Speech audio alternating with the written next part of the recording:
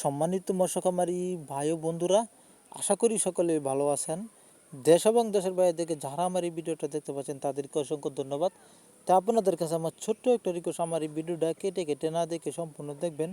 তা আমি আপনাদের মাঝে আবার একটি নতুন ভিডিও নিয়ে হাজির হয়েছি। অরিজিনাল দেশি ট্যাংরা মাছের পোনা দেখতে পাচ্ছেন, কত সুন্দর গেডিং করা এক সাইজের অরিজিনাল দেশি ট্যাংরা মাছের পোনা।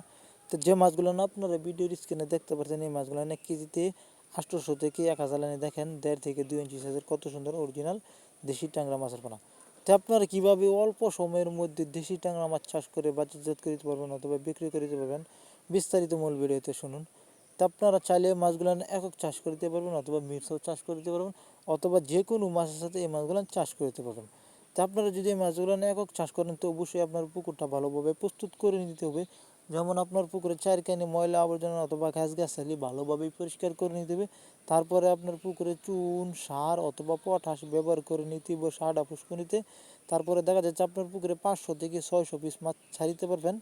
তার সাথে কিছু বাংলা কাপ জাতীয় মাছও ছাড়িতে পারেন, যেমন রুই মির্কা, কাতল অথবা ঘাস কাপ অথবা সিলভার বিকেট অথবা থাই সরপুটি অথবা অল্প পরিমাণে মনুষ্য তেলাপিয়াও ছাড়িতে পারবেন। তাই আপনি যদি নিয়মিত খাবার ব্যবহার করেন 5 থেকে 6 মাসে 10টা 12টা অথবা 15টা কেজি চলে আসবে। তো সম্মানিত মৎস্য খামারি ভাই বন্ধুরা, এই মাছগুলো কিন্তু আমরা সারা বাংলাদেশে হোম ডেলিভারির মাধ্যমে বিক্রয় করে থাকি।